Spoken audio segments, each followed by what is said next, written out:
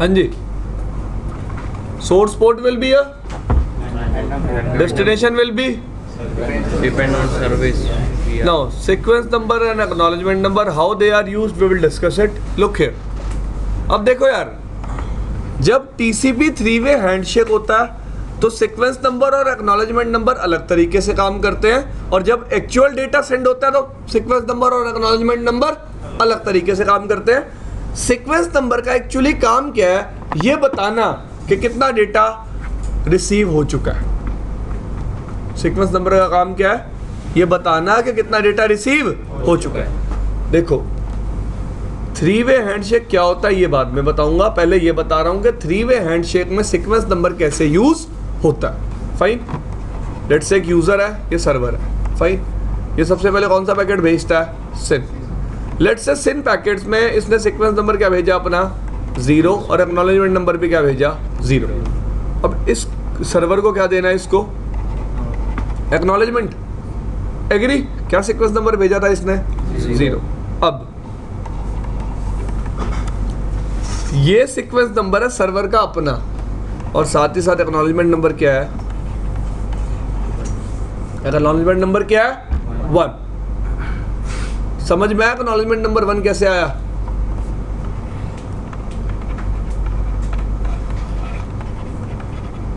Acknowledgement number क्या होता है, सीक्वेंस नंबर प्लस 1। डन। तो सीक्वेंस नंबर क्या आया था 0, मैंने एक्नॉलेजमेंट किस पे दी, और अपना सीक्वेंस नंबर भी क्या दिया। इसका मतलब ये एक्नॉलेजमेंट वापस किस पे देगा,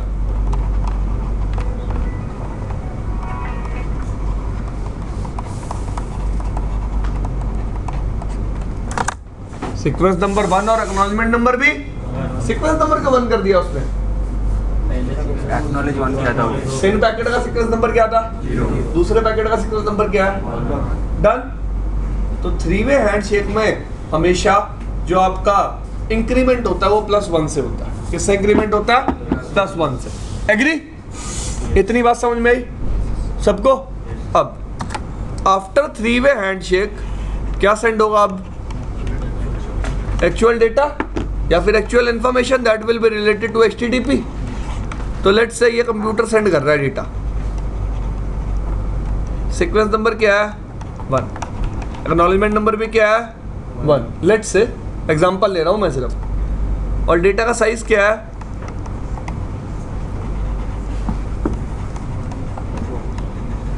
कितना साइज है।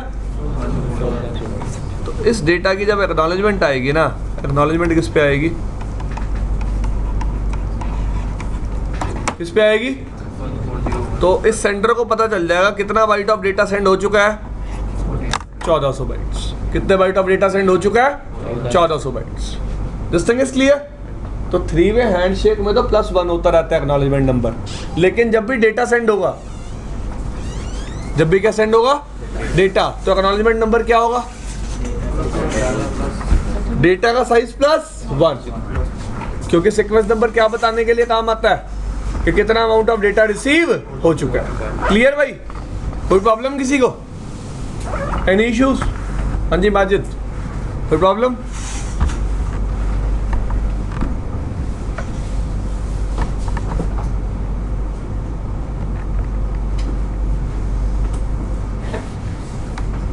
हाँ जी पढ़ो क्या लिखा हुआ है।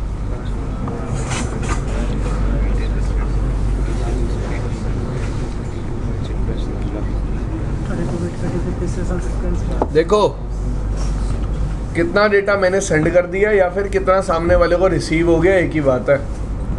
कितना डेटा मैंने सेंड कर दिया या फिर कितना सामने वाले को, एक ही बात है ना ये। हाँ पढ़ो अब।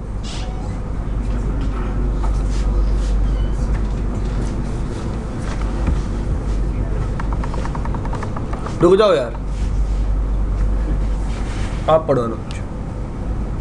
Client on either side of a TCP session maintain a 32-bit sequence number. It uses to keep track of how much data it has sent.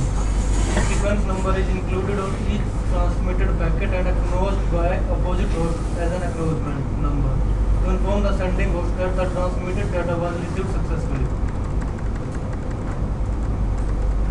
When a host initiates a TCP session, its initial sequence number is effectively. अब एक बात बता देता हूँ, लोग क्या करते हैं, अपना वायर शार्क चला लेते हैं कि भाई हम सीक्वेंस नंबर को समझेंगे।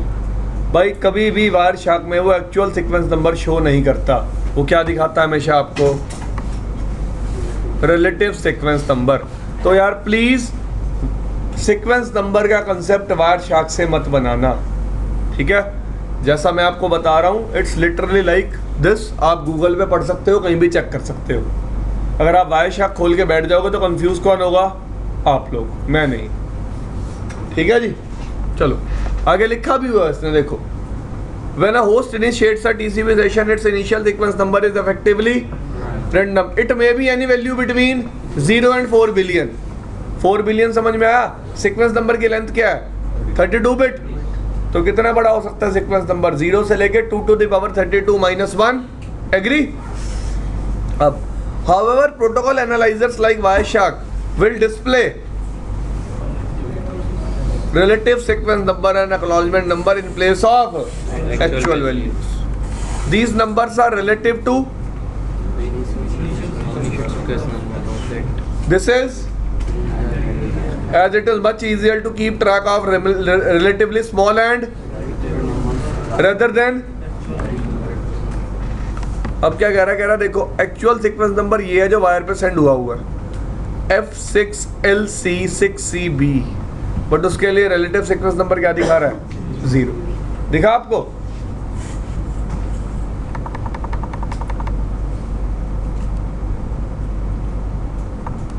क्या लिखा हुआ है? पढ़ो।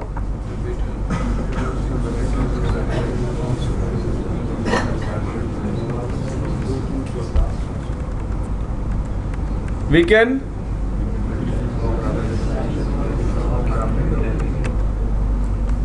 सबको विजिबल है? हाँ भाई विजिबल है। अब देखो क्या कह रहा है। सबसे पहले कंप्यूटर ने सिन भेजी, ठीक है? ये सोर्स आईपी है, डेस्टिनेशन आईपी है, ठीक है भाई? सबको दिख रही है? सीक्वेंस नंबर क्या गया? एक्नॉलेजमेंट भी मान लो 0 ही गया था। क्या गया था? 0। अब सामने वाले ने सिन प्लस एक भेजा, सीक्वेंस नंबर क्या भेजा? 0। एक्नॉलेजमेंट नंबर क्या भेजा? 1। कर दिया 1 से इंक्रीमेंट। अब सामने वाले ने दोबारा नया पैकेट भेजा, एक्नॉलेजमेंट, सीक्वेंस नंबर क्या भेजा? एक्नॉलेजमेंट तो क्या ही भेज रहा था? 1, क्योंकि उसका सीक्वेंस क्या आया था? 0। इंक्रीमेंट हो गया। अब डेटा भेज रहा है कितने बाइट्स का? सीक्वेंस नंबर किसके साथ? एक्नॉलेजमेंट नंबर किसके साथ? रिप्लाई किस पे मिल रहा है? ध्यान से देखना, जो आखिरी डेटा बी ने भेजा, लेट्स से ये ए है और ये क्या? बी। जो आखिरी डेटा बी ने भेजा था उसमें सीक्वेंस नंबर क्या था? अब जो बी एक्नॉलेजमेंट भेज रहा है उसमें सीक्वेंस नंबर क्या है? 1। एक इंक्रीमेंट हो गया, ठीक है? और एक्नॉलेजमेंट किस पे दे रहा है? 726 पे 725 प्लस 1 कितना हो गया? 726। मतलब इसने सेंडर को बता दिया कि कितना डेटा रिसीव हो चुका है? 725 बाइट्स। कितना हो चुका है? 725 बाइट्स। क्लियर? कोई दिक्कत? कोई प्रॉब्लम? तो जैसे जैसे डेटा आप सेंड करते रहोगे आपको डेटा साइज +1 पे क्या मिलती रहेगी? एक्नॉलेजमेंट, जिससे आपको पता चलता रहेगा क्या? कितना डेटा रिसीव हो चुका है। क्लियर? समझ में आया सबको? पक्का? आगे चलूं? चलो।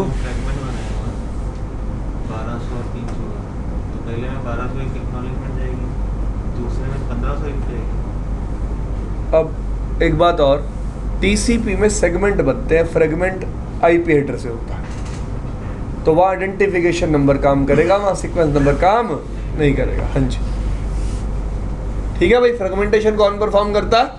राउटर। फ्रेगमेंटेशन कौन सी लेयर का प्रोसेस है? लेयर 3। हम कौन सी लेयर पढ़ रहे हैं? लेयर 4। लेयर 4, ठीक है भाई? इतनी बात समझ में आई? अब आगे एग्जांपल को कंटिन्यू करना है, आगे भी कर सकते हो। देखो ये क्या बता रहा है, इसने एक्नॉलेजमेंट दी, ठीक है भाई, सीक्वेंस नंबर 1 पर। फिर इसने एक्नॉलेजमेंट दी जिसका साइज क्या था? लेंथ कितनी थी? 1478 48 सामने वाले ने उसके लिए क्या दी, एक्नॉलेजमेंट। देखो एक्नॉलेजमेंट बता रहा है, जब एक्नॉलेजमेंट दे रहा है ना, बता रहा है किस पर्टिकुलर पैकेट के लिए एक्नॉलेजमेंट दी है। सीक्वेंस नंबर क्या है 726 और एक्नॉलेजमेंट नंबर क्या है 1448 प्लस 1 कितना हो गया 1449। फिर इसने दोबारा एक्नॉलेजमेंट दी 1449। एक्नॉलेजमेंट नंबर क्या यूज किया इसने 726। यार ये ना पिछले पैकेट से रिलेटेड होता है, रिलेट करता है पिछले पैकेट से। जो आपका सीक्वेंस नंबर और एक्नॉलेजमेंट नंबर होता है ना, that is related to the last packet that you have Saint.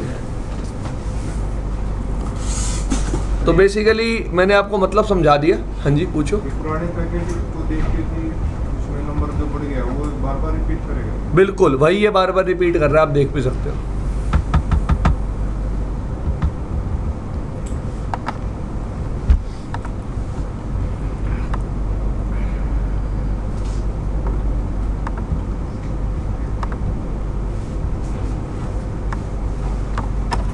ठीक है जी, तो सीक्वेंस नंबर का मतलब आपको समझा दिया, एक्नॉलेजमेंट नंबर समझा दिया। फ्लैग्स क्या होते हैं हमें दिखा देता हूं।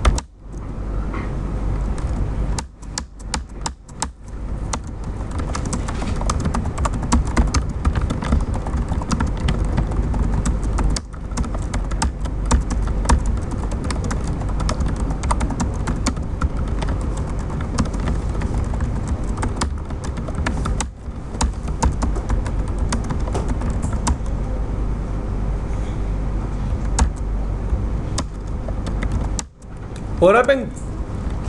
मैंने Alto पे क्या कॉन्फ़िगर किया, टेलनेट डन। आपको पता है टेलनेट कौन से प्रोटोकॉल पे बेस्ड है? टीसीपी। एग्री?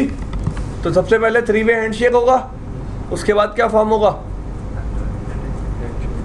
उसके बाद टेलनेट डेटा जाएगा। फाइन, कैप्चर कर लेते हैं यही चीज़ लिंक पे।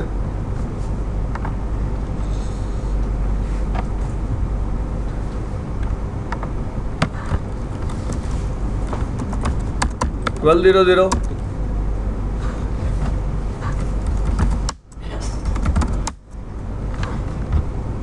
देखो जी, सबसे पहले क्या बना है, एक सबसे ऊपर देखो, बंद कर दो इस कैप्चर को।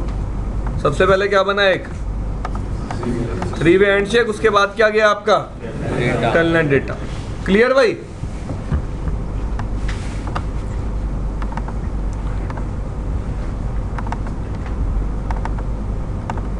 जो भी है टेलनेट का हेडर है। ठीक है जी, अब देखो सेगमेंट की लेंथ क्या है, नहीं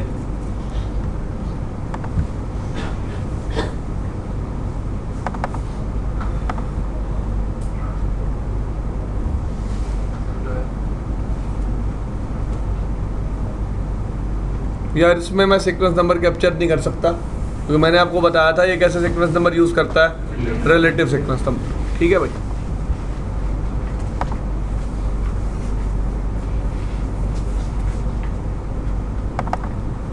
ऐसे देख सकते हैं हम। देखो क्या कह रहा है, सीक्वेंस नंबर क्या है 1। असली में सीक्वेंस नंबर क्या है A8FC6885। ये रैंडम सीक्वेंस नंबर होगा, ये एक हेक्साडेसिमल वैल्यू है। क्या ये एक हेक्साडेसिमल वैल्यू?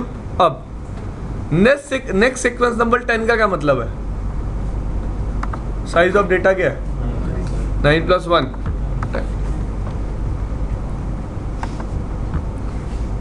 अब देखो यहाँ पे देखो साइज ऑफ डेटा क्या है 42 + 13 42 + 13 55।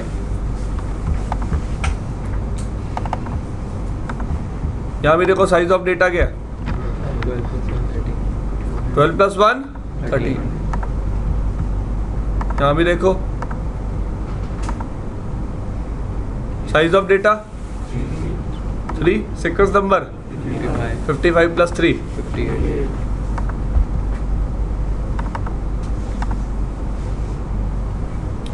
58 58 + 6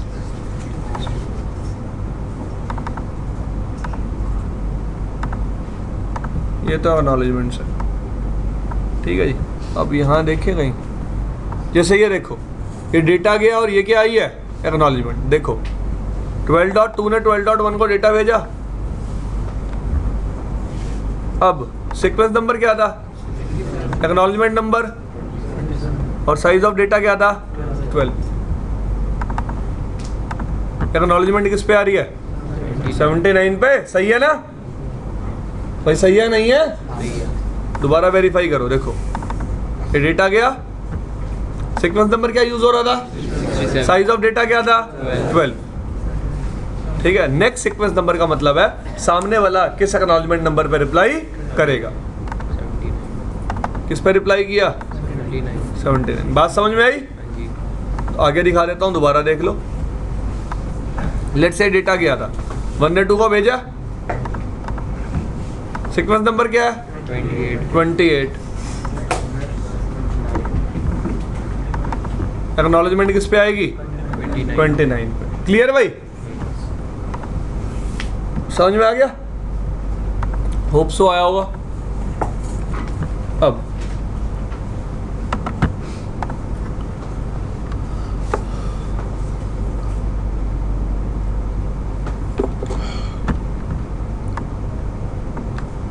ठीक है जी,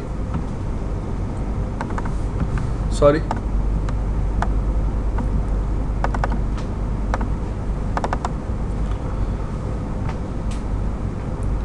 क्या दिख रहे हैं ये, कितनी बिट है, कितने फ्लैग है, मतलब 12। कितने फ्लैग है,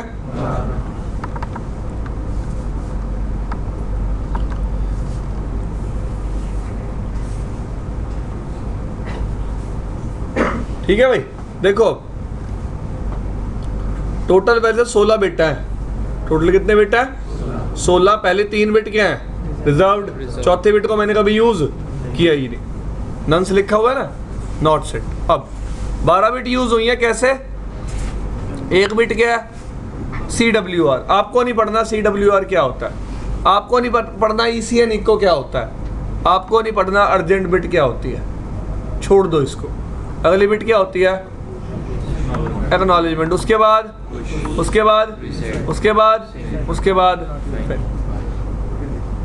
फिन फाइन नहीं, FIN नहीं होता फाइन, तो FIN क्या होता है फिन। अब आप कहोगे सर ये तीनों चीज़ें क्यों नहीं पढ़नी भाई, अभी किसी काम की नहीं है फाइन। अब क्या यूज़ होता है इन बिट्स का देख लेते हैं।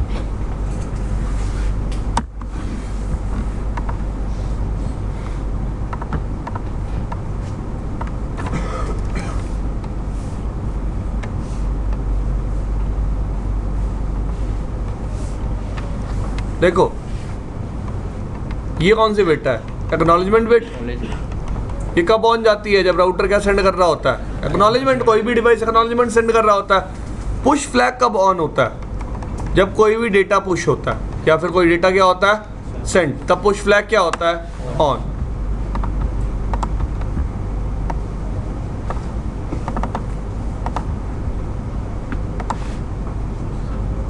पुश फ्लैग क्या है सेट, क्योंकि इसमें क्या जा रहा है डेटा, क्या जा रहा है डेटा। डन भाई, समझ में आई इतनी बात। रीसेट का क्या मतलब होता है, आपने अपना ब्राउजर देखा है, दिखा देता हूं।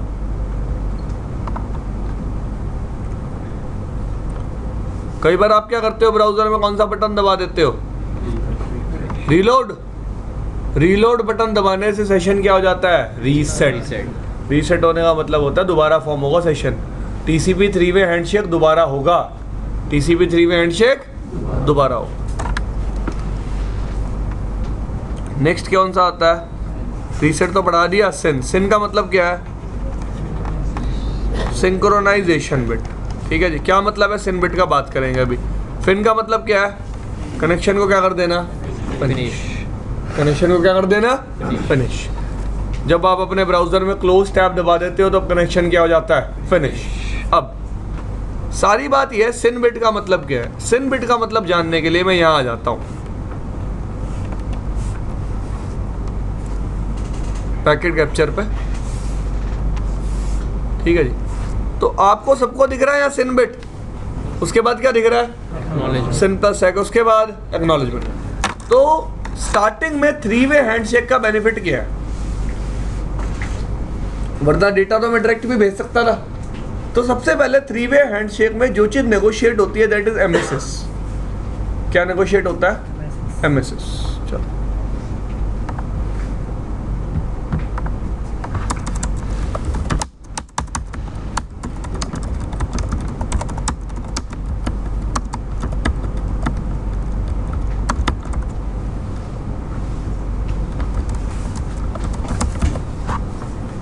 कितना कर दिया मैंने?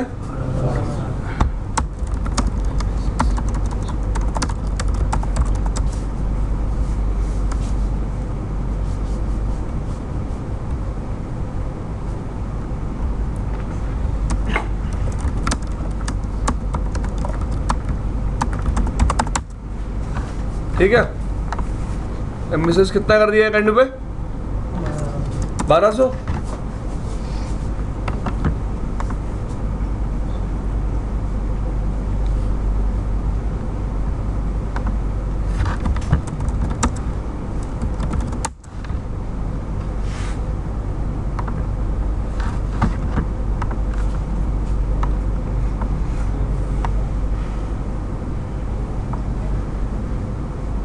अभी भी एमएसएस कितना भेज रहा है? 1460। हुआ नहीं यार चेंज, करा तो है चेंज।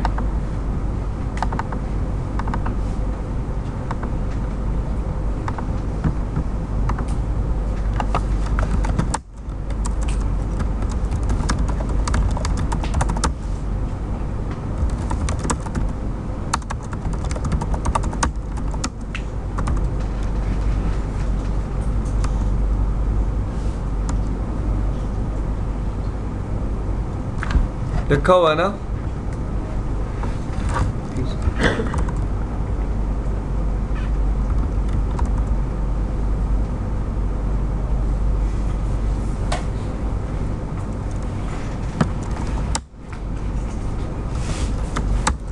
ओके, यहाँ पे एडजस्ट करने का मतलब पता क्या है?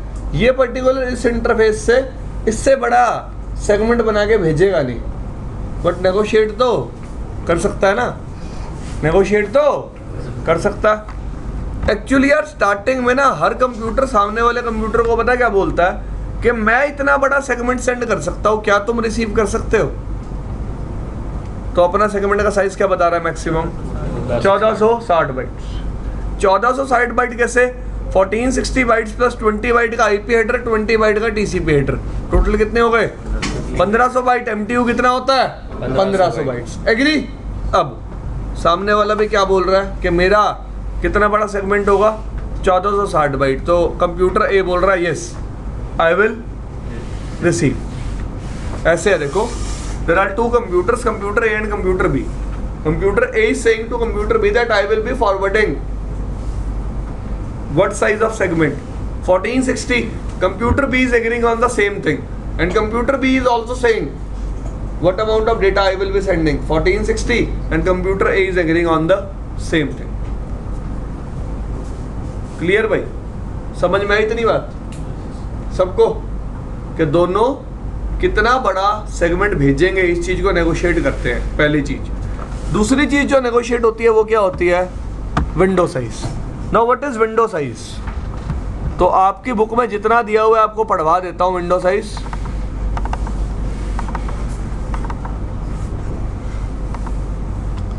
एक मिनट दे दो बस मुझे।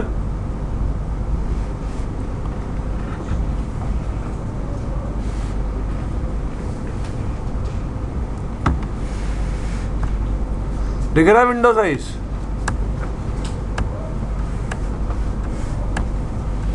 हाँ जी, the 16-bit window field specifies the number of bytes a sender is willing to transmit before receiving and acknowledgement. ठीक है जी, सबको समझ में आया?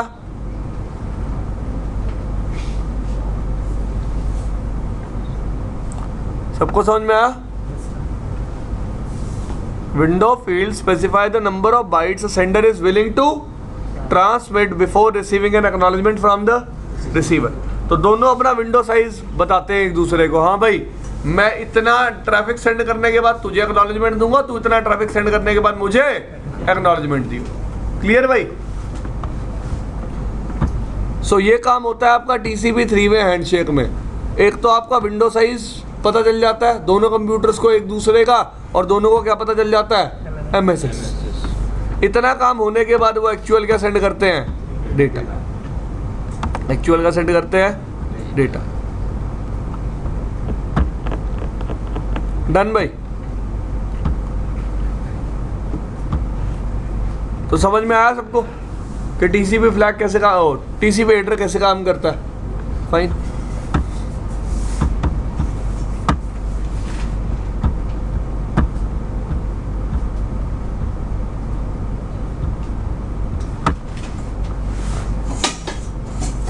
हाँ जी,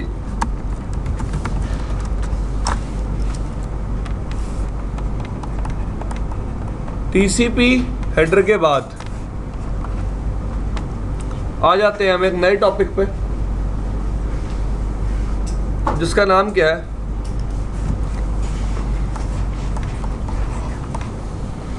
जीआरई। नेट आता है भाई सबको?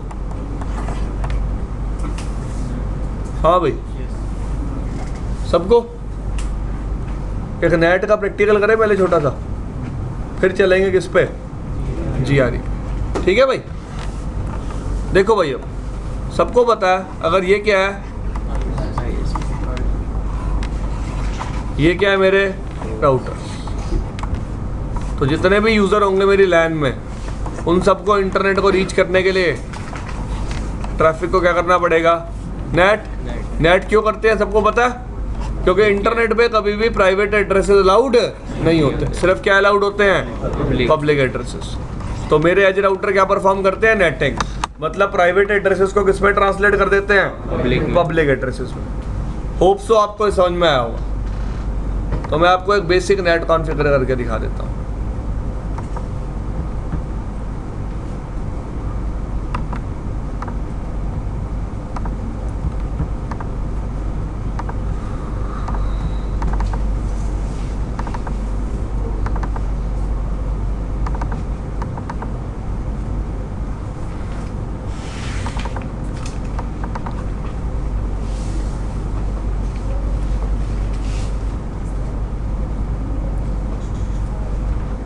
डन भाई? कोई प्रॉब्लम?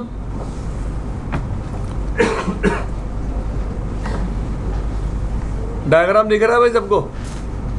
तो इस डायग्राम में ना आईपी एड्रेसेस प्री कॉन्फ़िगर्ड है। आईपी एड्रेसेस क्या है? सबको विजिबल है ना? आईपीस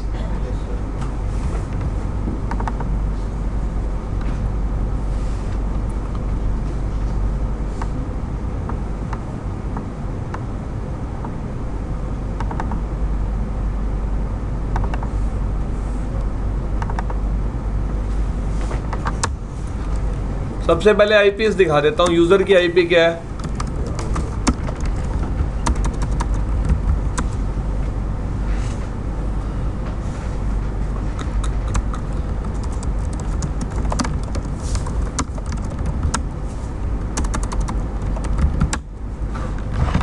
एक मिनट भाई,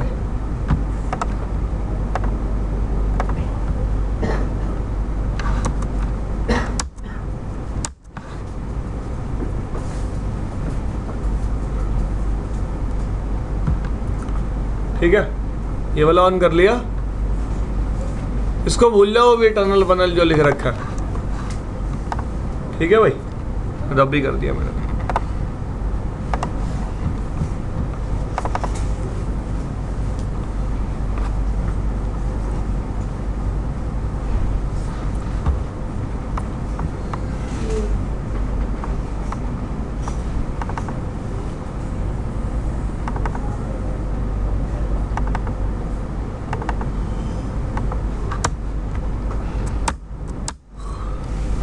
ठीक है जी। देखो अब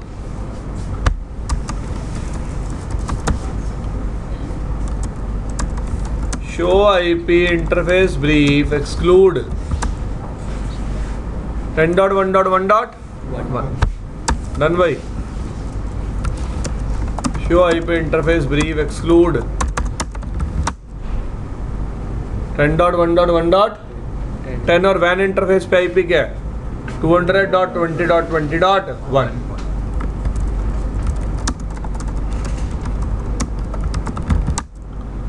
यहाँ पे IP क्या है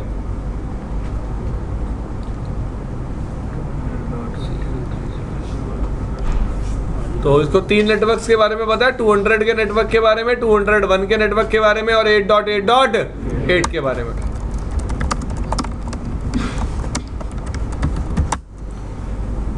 इसको कितने नेटवर्क्स के बारे में पता है 201 के बारे में और 10 के बारे में। डन भाई।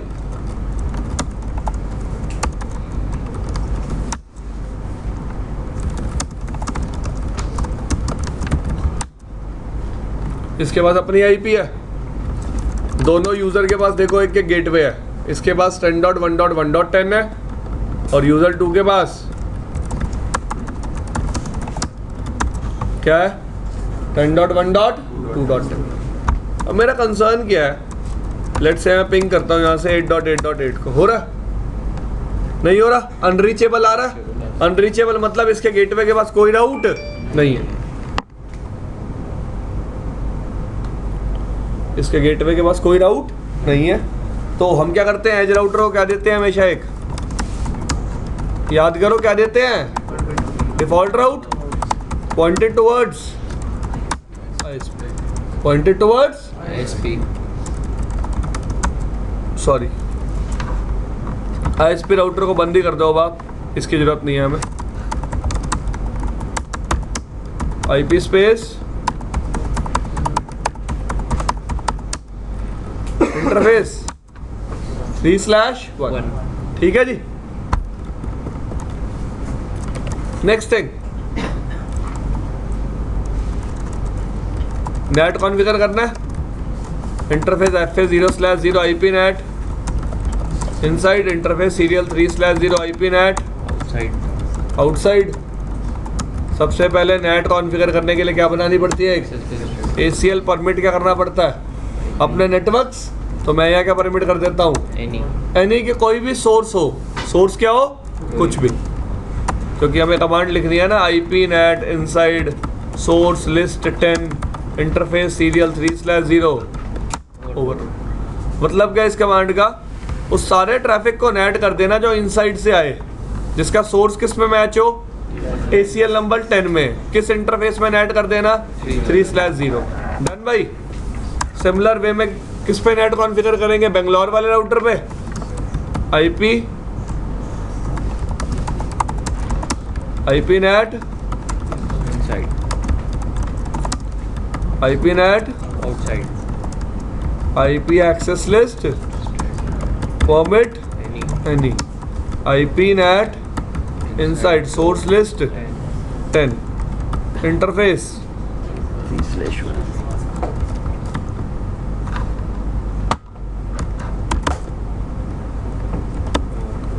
क्या लिख दिया, नेट कॉन्फ़िगर्ड।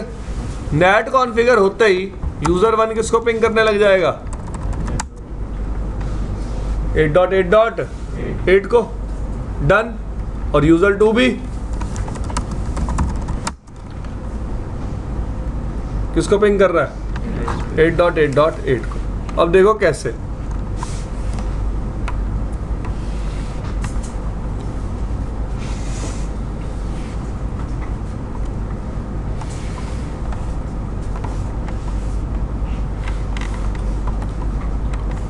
यहां से ट्रैफिक चलता है, सोर्स क्या है, डेस्टिनेशन क्या है, 8.8.8. डन। ट्रैफिक आया राउटर के पास, ये कौन सा इंटरफेस है, Inside. ये कौन सा इंटरफेस है, Outside. आउटसाइड। डन। जब भी इनसाइड इंटरफेस पे ट्रैफिक हिट करता है, याद रखना ट्रांसलेट क्या होता है, सोर्स। राउटर ने 10.1.1 को किस में ट्रांसलेट कर दिया, 200.20.20.1 में, और किसके पास भेज दिया? ISP के पास। अब ISP ने रिप्लाई दिया, जब रिप्लाई दिया ISP ने सोर्स क्या था? डेस्टिनेशन। ट्रैफिक कौन से इंटरफेस पे हिट किया? जब भी आउटसाइड पे हिट करता है ट्रांसलेट क्या होती है? डेस्टिनेशन। 201.1 को किस में ट्रांसलेट कर दिया? 10.1. कर दिया ट्रांसलेट, और ट्रैफिक किसके पास आ गया? यूजर के पास। मेरे को सिर्फ इस राउटर पे क्या डिफाइन करना पड़ा? एक डिफॉल्ट। क्लियर भाई? सिमिलर वे में user 2 is communicating with ISP। Clear? User 2 is communicating with ISP। Clear भाई ये बात? मेरे को ISP पे कोई राउटिंग कॉन्फ़िगर नहीं करनी पड़ी। क्यों? क्योंकि ISP के लिए ये दोनों, ये वाला नेटवर्क क्या है? Directly connected. ये वाला नेटवर्क क्या है? डायरेक्टली भाई 201 सोर्स बन के आ रहा है ना ISP के पास, तो ISP के लिए 200 था। 200 वाला नेटवर्क क्या है? Directly connected. This thing is clear? अब देखो,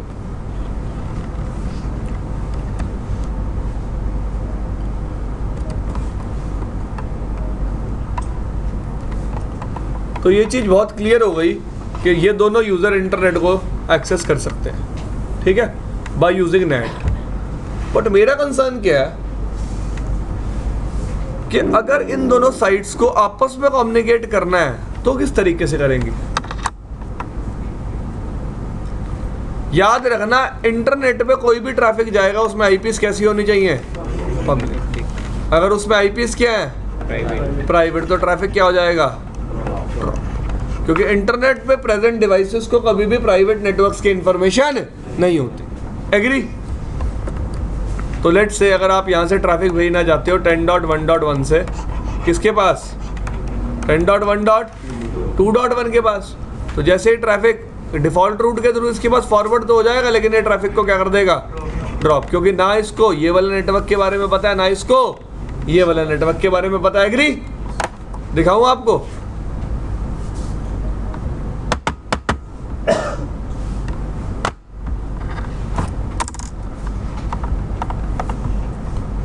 देखो, ISP वाला राउटर ओपन कर लेते हैं, शो IP राउट। इसको पता है कहीं 10.1.1.0 वाले नेटवर्क के बारे में या 10.1.2.0 वाले नेटवर्क के बारे में? नहीं। क्लियर? सबको दिख रहा है? लेकिन मैं क्या चाहता हूं कि मेरी दो साइट्स आपस में क्या करें? कम्युनिकेट। तो मैं क्या करूंगा गाइस, इन दोनों साइट्स के बीच में एक टनल बिल्ड कर दूंगा। क्या बिल्ड कर दूंगा? फिजिकली मेरे दो राउटर्स डायरेक्टली कनेक्टेड नहीं है, लेकिन मैं लॉजिकली उनको क्या कर दूंगा? Directly connected. क्या कर दूंगा? Directly connected by building a tunnel between these two routers. That tunnel is called GRE। That tunnel is called GRE। अब देखते हैं GRE का कंसेप्ट क्या होता है।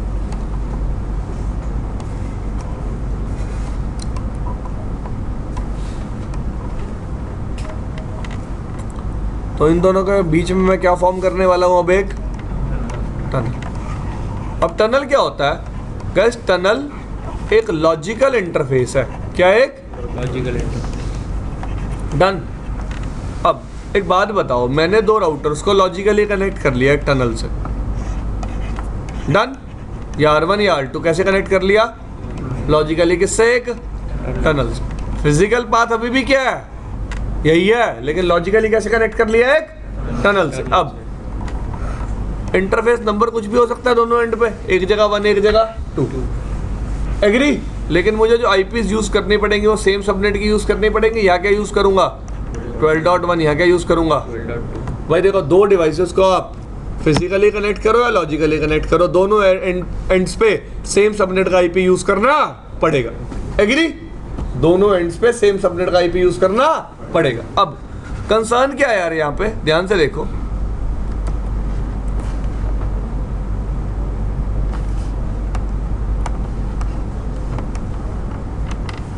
हम क्या करते हैं, जब भी टनल की बात करते हैं, मैं इस पर टनल बनाऊंगा, मैंने टनल बनाई 1, ठीक है।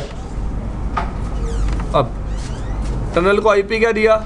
देखो सब लोग इधर 12.1। अब मैंने टनल का सोर्स डिफाइन करूंगा। क्या डिफाइन करूंगा?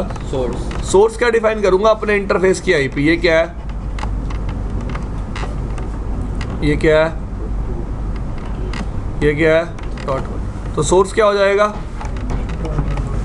और डेस्टिनेशन क्या हो जाएगा टनल का, 1.1। समझ में आया सबको? टनल का सोर्स मेरी वैन आईपी, टनल का डेस्टिनेशन सामने वाले साइट की वैन आईपी।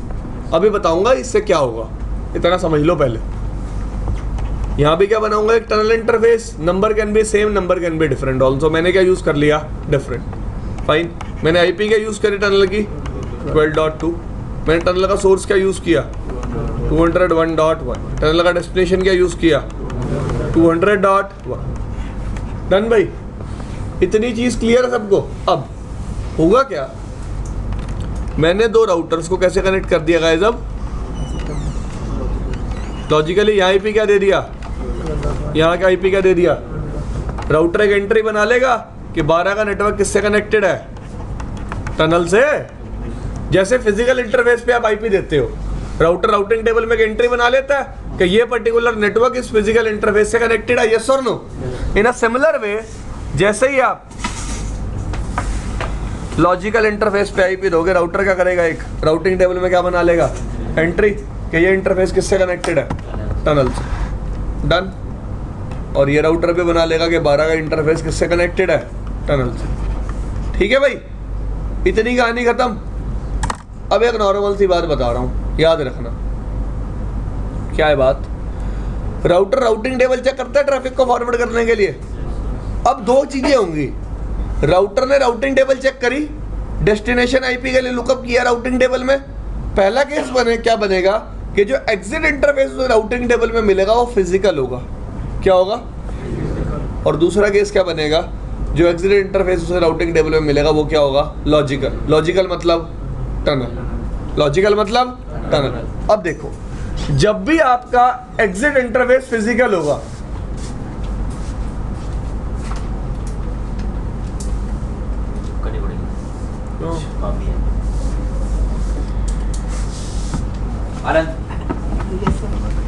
हम बात कर रहे थे कि जब भी राउटर के पास ट्रैफिक आएगा, राउटर के पास दो ऑप्शन होंगे। या तो उसे ऐसा लगेगा कि एग्जिट इंटरफेस क्या है, फिजिकल, या फिर उसे ऐसा लगेगा कि एग्जिट इंटरफेस क्या है, टनल। जब भी एग्जिट इंटरफेस फिजिकल होगा तो ट्रैफिक अब तक जैसे नॉर्मली फॉरवर्ड होता है वैसे ही फॉरवर्ड होगा।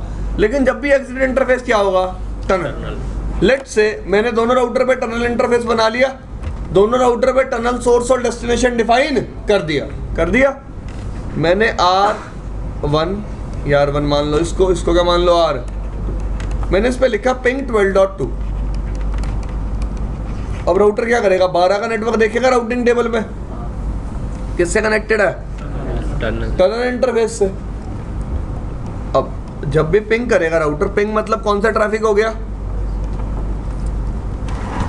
ध्यान दो सब लोग इधर।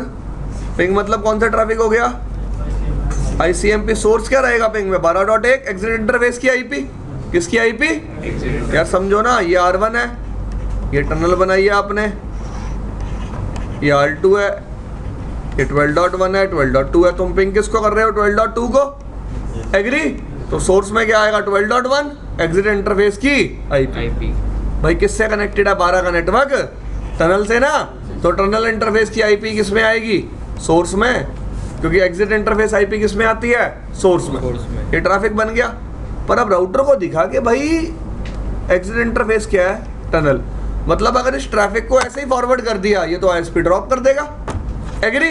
तो राउटर क्या करेगा, इस पर्टिकुलर ट्रैफिक को एनकैप्सुलेट करेगा। क्या करेगा, एनकैप्सुलेट। क्या करेगा, कौन से एड्रेस से, GRE कर दिया।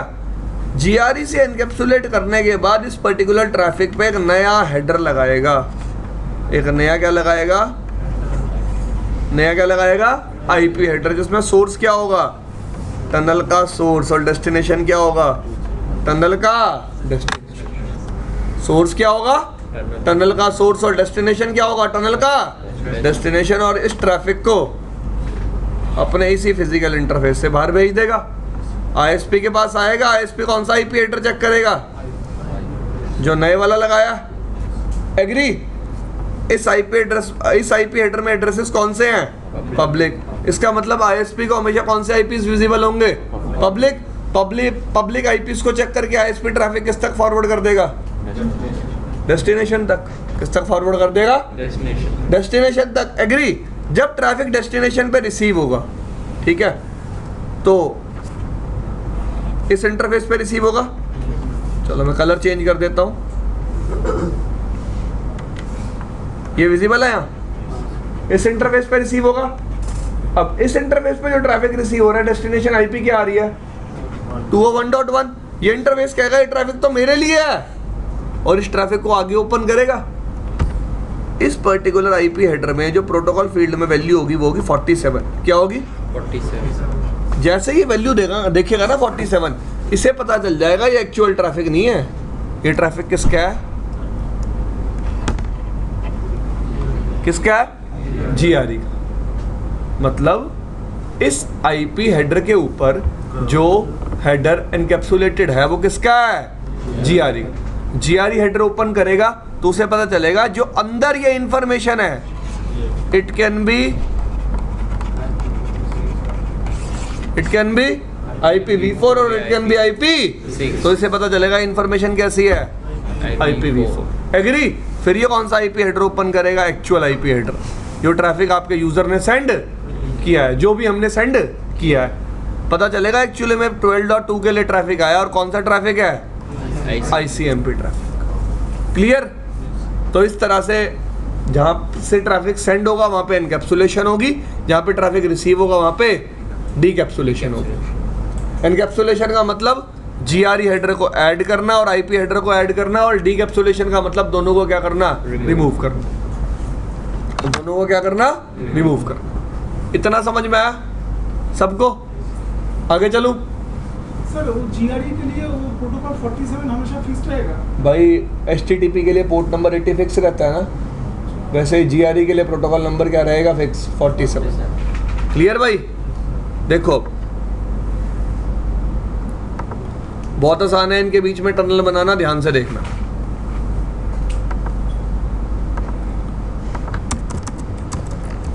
Show IP interface brief exclude unassigned. IP क्या है? 200.20.20.1।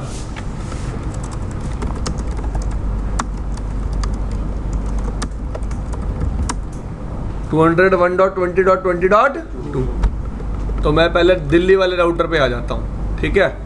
तो मैंने इस पे कौन सा इंटरफेस बनाया? Interface tunnel. कोई भी नंबर यूज कर सकता हूँ। नंबर क्या यूज कर लिया? आईपी एड्रेस कुछ भी यूज कर सकता हूँ। तो कौन सा नेटवर्क यूज कर लिया? 12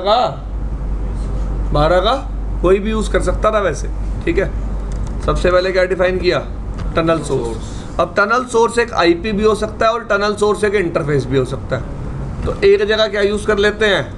आईपी, और एक जगह क्या यूज कर लेंगे? इंटरफेस। सोर्स का मतलब होता है मेरी पब्लिक आईपी 200.20.20.1। फिर क्या डिफाइन करा? डेस्टिनेशन 201.20.20.2। बेंगलोर पे आईपी देखो ना क्या है? क्या आईपी है बेंगलोर पे? 2। डन भाई। यहाँ से क्या कर दिया? एग्जिट। डन भाई। चले आगे। देखो यहाँ से पिंग करके देख लो, पब्लिक आईपी रीचेबल तो है। हो रहा है पिंग? 201.20.20.2 को सबको दिख रहा है ना? तो पब्लिक आईपी रीचेबल तो होंगे ना? पब्लिक आईपी के रीचेबिलिटी के लिए कौन रिस्पॉन्सिबल है? आईएसपी। ठीक है जी। अब कौन से राउटर पे आया? Interface tunnel. नंबर 10 यूज कर ले। IP address 12.0.0.2। सबसे पहले tunnel source, serial 3/1, tunnel destination 200.20.20. Exit. तो देखो दिल्ली एनबी पे एंट्री देखो, शो आईपी राउट कनेक्टेड। तो आपको दिख रहा है कि 12 का नेटवर्क किससे कनेक्टेड है? टनल से। एग्री? और बेंगलोर पे एंट्री देखो, 12 का नेटवर्क किससे कनेक्टेड है? टनल से। और मैंने आपको क्या बताया? दो ही चीज़ें होंगी जब भी राउटर के पास ट्रैफिक आएगा, या तो exit interface physical interface IP होगी, या तो एग्जिट इंटरफेस टनल आईपी हो। तो जब भी टनल आईपी होगी तो राउटर ट्रैफिक को क्या करेगा, एनकैप्सुलेट। क्या करेगा? और जब भी फिजिकल इंटरफेस होगा डायरेक्ट क्यों डीकैप्सुलेट करेगा यार, नॉर्मली भेज देगा, डायरेक्टली भेज देगा। डायरेक्टली नेट करेगा और किसके पास भेज देगा, आईएसपी के पास। लेकिन जब भी टनल इंटरफेस होगा एग्जिट में, ट्रैफिक को क्या करेगा, एनकैप्सुलेट। एनकैप्सुलेट। क्लियर भाई? सर ये शो आईपी आउट और शो आईपी आउट कनेक्टेड, ये दो कॉमन में डिफरेंट क्या है? कनेक्टेड में सिर्फ कनेक्टेड दिखाएगा, शो आईपी आउट सब कुछ दिखाएगा। ठीक है जी। अब मैंने यहाँ से पिंग किया 12002 को, हो रहा है? अब एक बात बताओ, क्या आईएसपी को 12 के नेटवर्क के बारे में कुछ पता है? नहीं। वो तो एक वर्चुअल नेटवर्क है वैसे भी। किसके बीच में? दिल्ली एनबी और बेंगलोर एनबी के बीच में। एग्री भाई? कोई प्रॉब्लम किसी को? नहीं। अब इस लिंक को कैप्चर करते हैं और ट्रैफिक देखते हैं कैसे जा रहा है।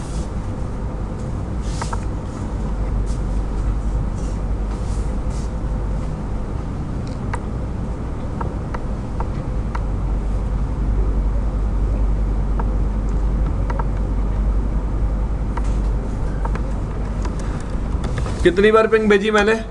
एक बार। देखा सबको? अब देखो सब, एक्चुअल ट्रैफिक आईसीएमपी था, सोर्स क्या था 12.1, डेस्टिनेशन क्या था, 12.2। एग्जिट इंटरफेस आईपी आ गई सोर्स में। इस पर्टिकुलर ट्रैफिक को राउटर ने किसके साथ एनकैप्सुलेट किया, जीआरई के साथ। जीआरई के ऊपर क्या लगाया, एक नया आईपी हेडर जिसमें सोर्स क्या है, टनल का सोर्स, और डेस्टिनेशन क्या है, टनल का डेस्टिनेशन। क्लियर भाई? अब मैंने इस पैकेट को खोला, इसमें देखा प्रोटोकॉल में वैल्यू क्या है 47। जब ये ट्रैफिक रिसीव होगा एनबी बेंगलोर वाले राउटर पे, एनबी बेंगलोर वाला राउटर का देखो ये है, इस पे जब ये ट्रैफिक रिसीव होगा तो राउटर को क्या लगेगा, ट्रैफिक उसी के लिए आया है। हाँ। लेकिन जब वो प्रोटोकॉल नंबर चेक करेगा उसे पता चलेगा ये ट्रैफिक कौन सा है, जीआरई। जीआरई ओपन करने के बाद पता चलेगा ट्रैफिक कौन सा है, आईपी, IPv4। और उसके बाद पता चलेगा IPv4 में डेस्टिनेशन किसके लिए आया, 12.2 के लिए। और एक्चुअल ट्रैफिक क्या है, आईसीएमपी। क्या है, आईसीएमपी। Understanding is clear? समझ में आया सबको?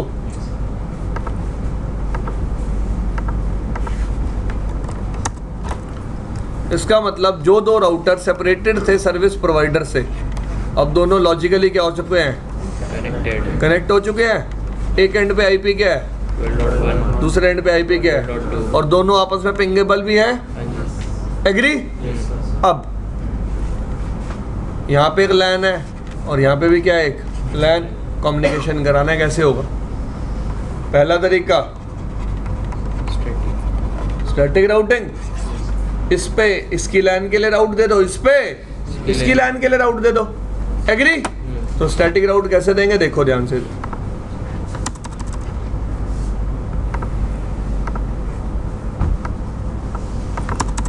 दिल्ली एनबी पे लिखूंगा IP space route 10.1.2.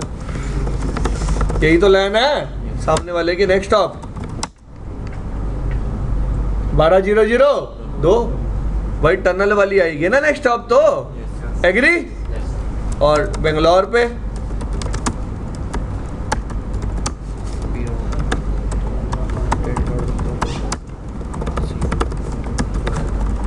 Next of 12.0.0.1 done भाई। देखो अब शो आईपी राउट स्टैटिक।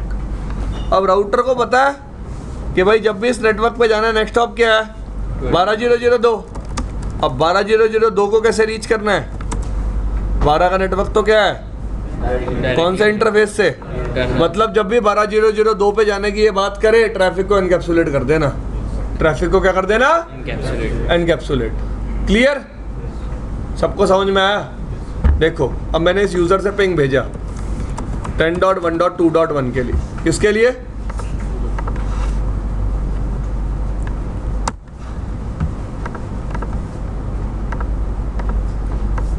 ठीक है जी। मैंने इस यूजर से पिंग किया 10.1.2.1 को, ठीक है भाई। सोर्स में क्या रखा 10.1.1.1, डेस्टिनेशन में 10.1.2.1। इस राउटर के पास आया ट्रैफिक, इस राउटर ने देखा 1.2.0 पे के नेटवर्क पे जाने के लिए एग्जिट इंटरफेस क्या है? टनल। तो इसने इस ट्रैफिक के आगे क्या लगाया पहले तो? GRE। फिर क्या लगाया? नया IP हेडर। इस IP हेडर में सोर्स क्या रखा? डेस्टिनेशन। किसके पास भेज दिया? इसने किसके पास भेजा? अब इसको लगा ट्रैफिक इसके लिए आया है, फिर इसने कौन सी वैल्यू देखी? वैल्यू क्या दी? 47। पता चला ट्रैफिक कौन सा है? GRE में कौन सा ट्रैफिक छुपा हुआ है? IP। फिर ये हेडर खोला और फिर पता चला एक्चुअल ट्रैफिक कौन सा है? ICMP। क्लियर भाई? चलो पिंग करके दिखा देता हूँ आपको। हो रहा है पिंग? सबको दिख रहा है? स्टैटिक राउटिंग के थ्रू मैंने अचीव किया है पिंग। कौन सी राउटिंग के थ्रू? Static routing. सबको समझ में आया? ये लो,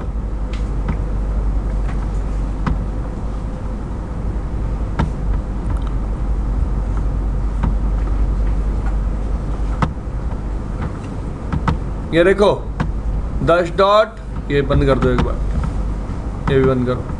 10.1.1.1 सोर्स में था, 10.1.2.1 किस में था? डेस्टिनेशन में। ICMP ट्रैफिक था। ट्रैफिक को राउटर ने किसके साथ एनकैप्सुलेट किया?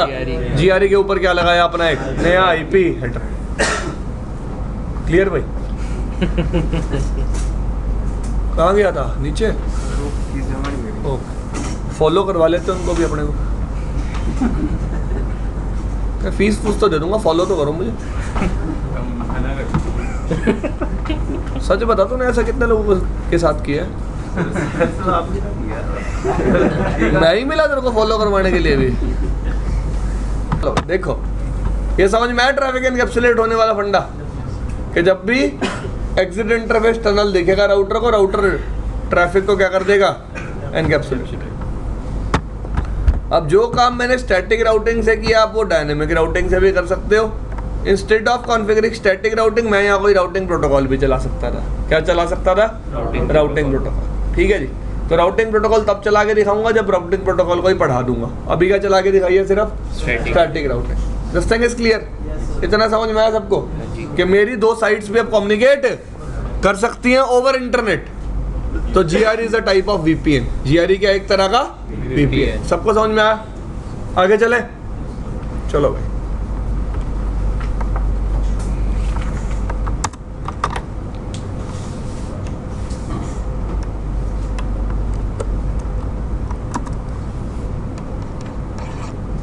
ठीक है, सबको समझ में आ रहा है ना?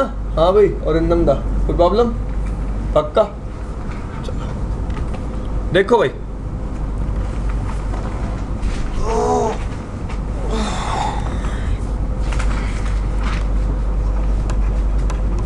अब GRE के साथ प्रॉब्लम क्या है?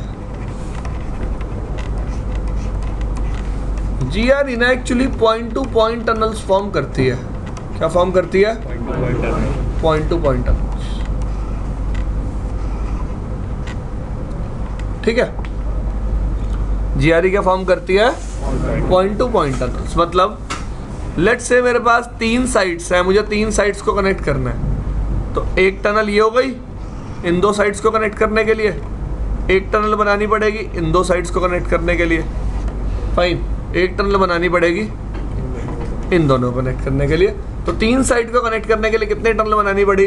3। एग्री? अब लेट्स से मैं चाहता हूं hub and spoke type of topology बनाना। कौन से टाइप ऑफ?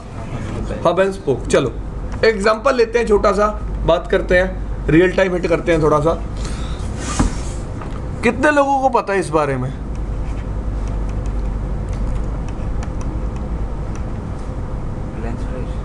देखा? सबने देखा होगा। लेट्स से एक रिलायंस फ्रेश का ऑफिस है सेक्टर 14 में।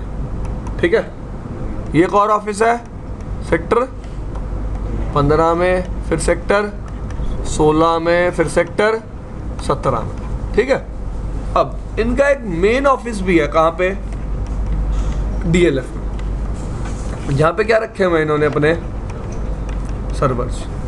अब बंदे के माइंड में अगर रिलायंस फ्रेश अंडे खरीदे ना, सर्वर का क्या काम है भाई? देखो दिन की कितनी सेल हुई, ये सारी इंफॉर्मेशन कहाँ अपडेट करनी है मुझे? एक सर्वर पे। एग्री? अब ऐसा तो है नहीं कि मैं रिलायंस फ्रेश सेक्टर 14 और DLF के बीच में एक डेडिकेटेड लिंक लूंगा। क्या लूंगा? एक Dedicated. Dedicated link. आपने एक टर्म सुनी है आज तक, Lease line. Lease line. Lease line का मतलब क्या होता है? एक डेडिकेटेड लिंक दो साइट्स के बीच में। Dedicated in terms of bandwidth, not in terms of media. Dedicated in terms of, Bank. Not in terms of media. Media. दोबारा बताता हूँ। लेट्स से एक राउटर बेंगलोर में, एक राउटर दिल्ली में। तूने कहा भाई मुझे तो इनको लीज लाइन से कनेक्ट करना है, तो ऐसा नहीं है कि उस लिंक पे सिर्फ तुम दोनों ही हो, होंगे और राउटर भी, लेकिन जो बैंडविड्थ है वो आपके हमेशा क्या रहेगी? डेडिकेटेड। एक पाथ आपके लिए क्या हो चुका है? Reserve. Reserve, fix. क्लियर भाई? This thing is clear.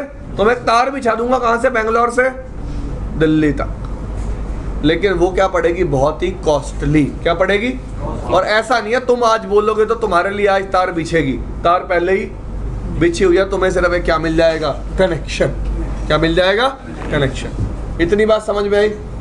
Lease line बहुत कॉस्टली सॉल्यूशन है। क्या है? बहुत Costly. तो नॉर्मली लोग क्या करते हैं? क्या ले लिया?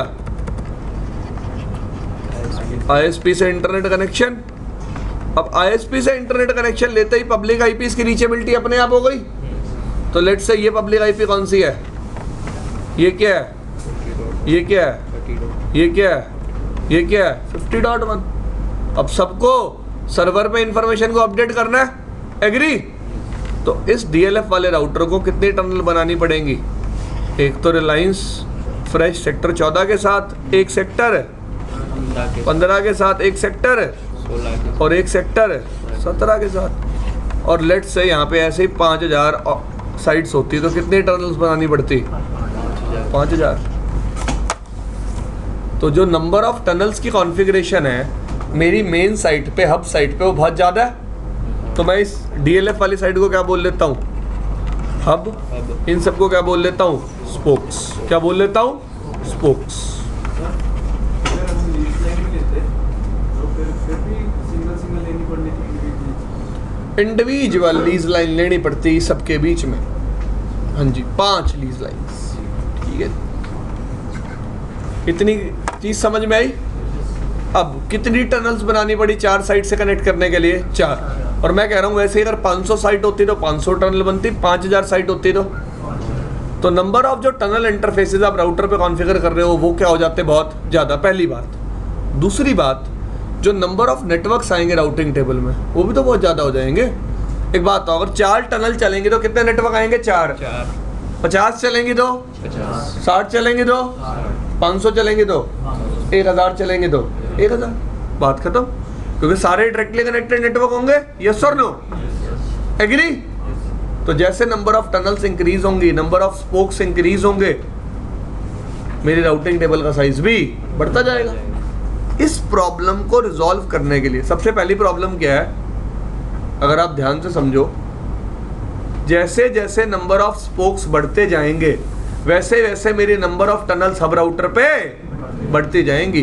क्योंकि हब राउटर को हर स्पोक के साथ क्या बनानी पड़ती है? Point two point tunnel. क्या बनानी पड़ती है? डन भाई?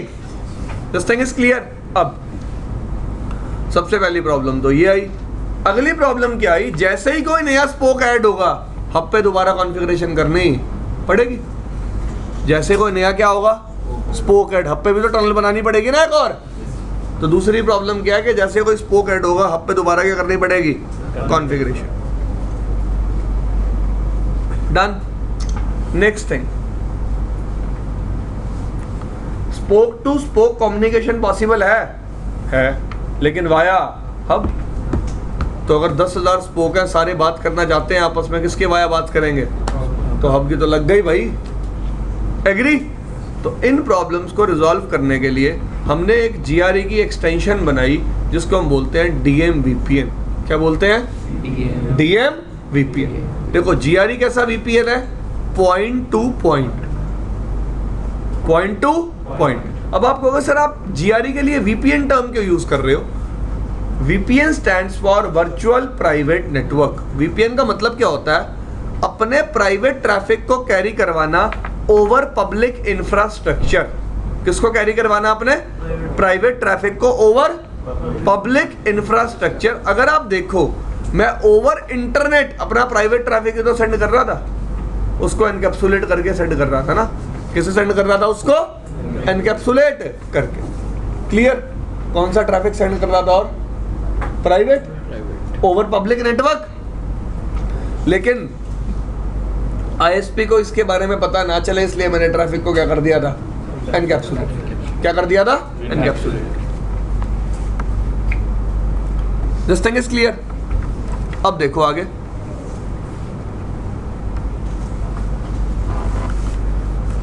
अब जब भी बंदा डीएम वीपीएन पढ़ने लगता है ना, तो उसके माइंड में क्वेश्चन आता है कि यार अगर मैंने डीएम वीपीएन बनाया है जीआरई की प्रॉब्लम्स को रिजॉल्व करने के लिए बनाया, तो डीएम वीपीएन सारी जीआरई की प्रॉब्लम्स को रिजॉल्व कर देगा। ऐसा नहीं है भाई। डीएम वीपीएन में मल्टीपल फेजेस हैं। क्या है? Multiple phases. हर फेज एक अलग प्रॉब्लम को क्या करता है? रिजॉल्व करता है। ठीक है जी। तो मेरे को आपको सिर्फ एक डीएम वीपीएन का आइडिया देना है, और बेसिकली मैं कौन सा फेज डिस्कस करूंगा? फेज 1। कौन सा फेज? मैं फेज 2 और फेज 3 के बारे में कोई बात नहीं करूंगा। तो जो मेरी जीआरई के साथ कुछ प्रॉब्लम्स हैं वो कौन रिजॉल्व कर देगा?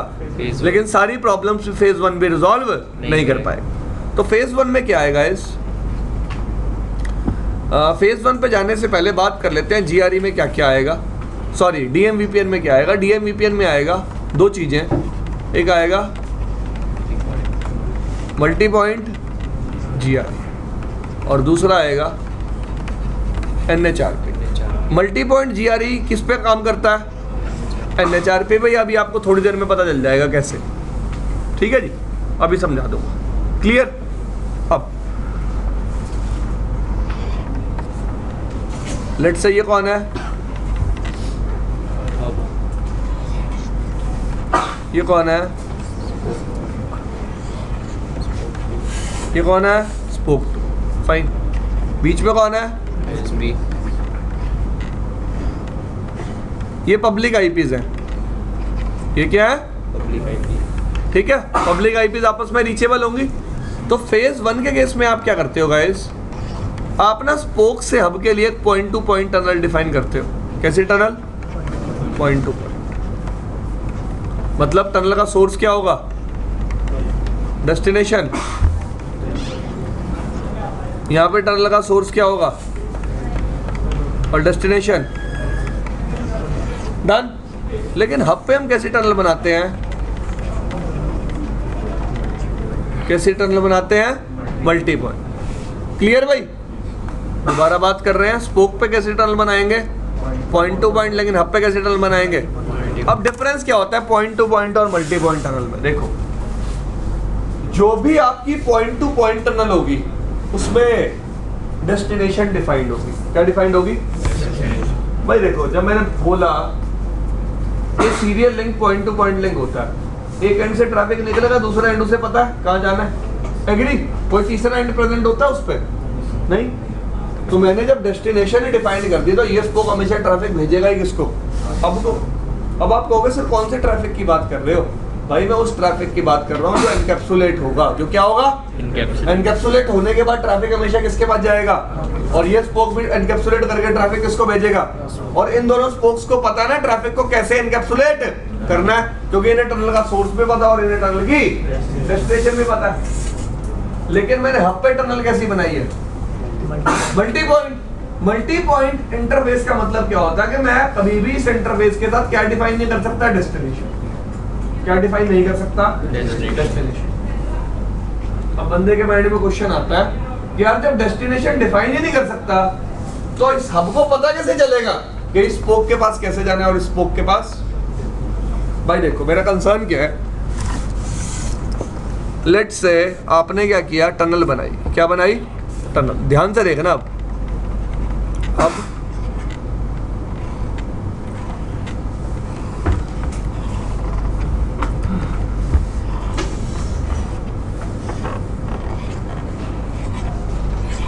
Spoke 1, spoke done. आपने टनल पे आईपी यूज की 12.1, 12.2, 12.3। ये 10.1, 20.1 और 30.1। ये क्या है आपकी? Public eyepiece. और ये क्या है आपकी?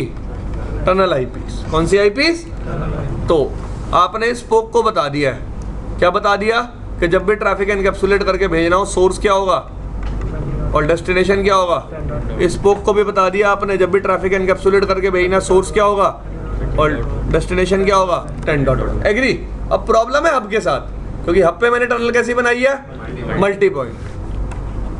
अब लेट्स से भाई 12.2 को रीच करना है, तो हब को पता थोड़ा ना कि 12.2 को रीच करना है, तो मुझे सोर्स में क्या रखना है 10.1 और डेस्टिनेशन में क्या रखना है 20.1। भाई पब्लिक आईपी पे भेजेगा ना ट्रैफिक, यस और नो। Yes, sir. और हब को ये भी नहीं पता कि अगर मुझे 12.3 को रीच करना है तो सोर्स में रखना है 10.1 और डेस्टिनेशन में रखना है 30.1। एग्री। Yes, sir. हब को ये दोनों बातें नहीं पता, तो मल्टी पॉइंट जीआरई जो इंटरफेस है ना, उस केस में हम कभी भी डेस्टिनेशन डिफाइन नहीं करते। लेकिन एक प्रॉब्लम आती है कि हब को पता कैसे चलेगा कि इस स्पोक को कैसे रीच करना है और इस स्पोक को कैसे रीच करना है। तो ये प्रॉब्लम कौन रिजॉल्व कर देता है हमारी, कौन रिजॉल्व कर देता है NHRP। कौन रिजॉल्व कर देता है, नेक्स्ट हॉप रेजोल्यूशन प्रोटोकॉल। क्या नाम है इस प्रोटोकॉल का, नेक्स्ट हॉप रेजोल्यूशन प्रोटोकॉल। क्या होगा, मैं हब को क्या बनाता हूं सर्वर, और इन दोनों को क्या बनाता हूं क्लाइंट। NHRP सर्वर और NHRP क्लाइंट। क्लाइंट को बताता हूं इनका सर्वर कौन है, क्लाइंट को क्या बताता हूं इनका सर्वर कौन है। जैसे इनको मैं बताऊंगा इनका सर्वर कौन है, ये अपने सर्वर के पास मतलब अपने हब के पास क्या भेजेंगे, एक क्या भेजेंगे Registration request. और रजिस्ट्रेशन रिक्वेस्ट में बताएंगे कि अगर आपको 12.2 को रीच करना है ना, तो आपको पब्लिक आईपी 20.1 पे आना है, तो आपको पब्लिक आईपी 20.1 और ये भी भेजेगा एक रजिस्ट्रेशन रिक्वेस्ट। क्या भेजेगा कि आपको 12.3 को अगर कभी भी रीच करना है तो आपको किसके पास आना है 30.1 30.1 के पास। तो ये मैपिंग मेरे को हब पे स्टैटिकली बनाने की जरूरत नहीं है। कैसे लर्न होगी, dynamically with the help of which messages, registration request. With the help of which messages, registration request. ये चीज समझ में आई। अब मेरे सर्वर को मेरी रजिस्ट्रेशन रिक्वेस्ट मिल गई, इसका कोई कंफर्मेशन भी तो होना चाहिए। तो सर्वर क्या सेंड करता है, रजिस्ट्रेशन रिप्लाई। क्या सेंड करता है, रजिस्ट्रेशन रिप्लाई। ठीक है जी। तो जब भी रजिस्ट्रेशन रिक्वेस्ट सर्वर के पास आएगी, सर्वर क्या सेंड करेगा, रजिस्ट्रेशन रिप्लाई। एग्री। हाँ, NHRP के पैकेट टाइप्स हैं। ठीक है जी। तो कभी भी अगर एक नया स्पोक ऐड होगा तो आपको हब पे कॉन्फ़िगरेशन दोबारा करने की जरूरत, स्पोक अपने आप को हब को बता देगा। कौन से प्रोटोकॉल के थ्रू, NHRP के थ्रू, कि अगर आपको इस टनल आईपी को रीच करना है तो ये पब्लिक आईपी है। एग्री। तो वो जो प्रॉब्लम थी जीआरई में रिजॉल्व हो गई ना, कि जब भी एक नया स्पोक ऐड होगा मेरे को हब पे दोबारा क्या करनी पड़ेगी, कॉन्फ़िगरेशन। अब एक बात और, अगर आपको याद हो जीआरई के केस में हब पे कितने टनल्स बनानी पड़ती थी, जितने स्पोक्स होते थे, लेकिन यहाँ पे कितने टनल बनानी पड़ेगी, सिर्फ एक। क्लियर। तो दो प्रॉब्लम्स जो थी जीआरई में वो DMVPN में क्या हो चुकी हैं, रिजॉल्व। तभी हम बोलते हैं DMVPN को डायनेमिक मल्टी पॉइंट VPN। क्या बोलते हैं, डायनेमिक मल्टी पॉइंट VPN। बात समझ में आई सबको। चलूँ आगे, चलो प्रैक्टिकल कल करके दिखाऊंगा इसको। ठीक है भाई।